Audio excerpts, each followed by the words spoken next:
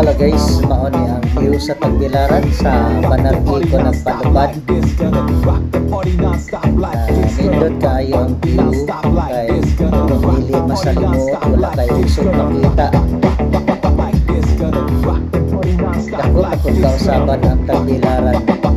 Ang wala lang yun mo mausap sa Tagbilaran, kapiot sa parking.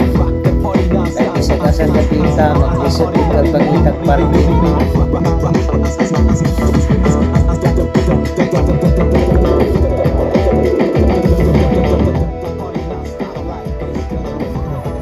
Bisan gani ang ICM, Arturas o Bicyo, basta weekend sa puno gid ang ilang parking, dugay gyud ka mo pila para makakuha ka og space.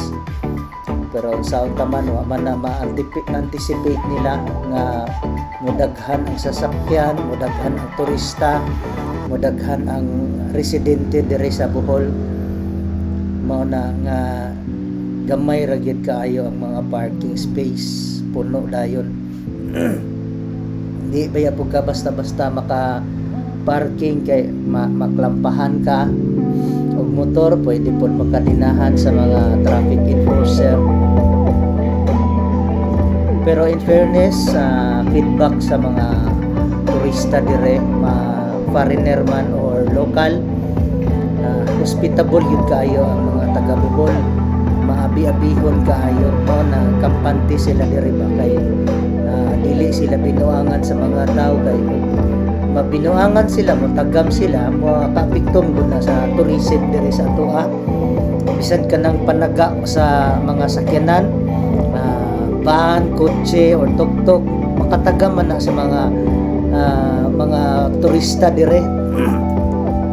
Labi na kay ilado ta kaayo nga mahal kayo ang Bohol.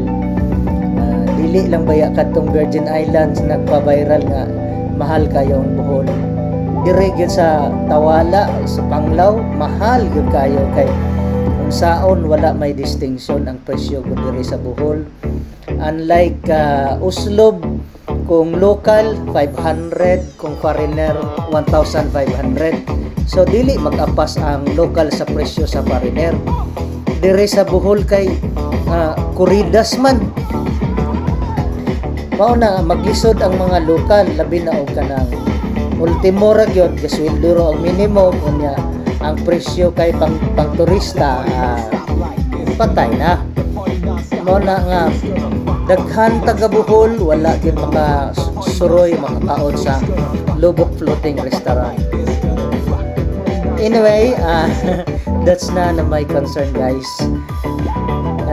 Na-mention lang nako ang akong obserbasyon after staying here in Bohol for 1 year and 4 months now.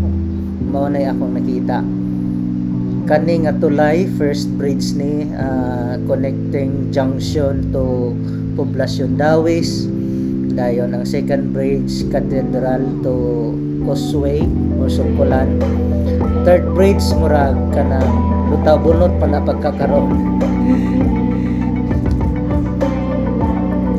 Hopefully mahuman ra na siya bago magunaw ang mundo, bago mabalik si Kristo, mahuman ra na siya.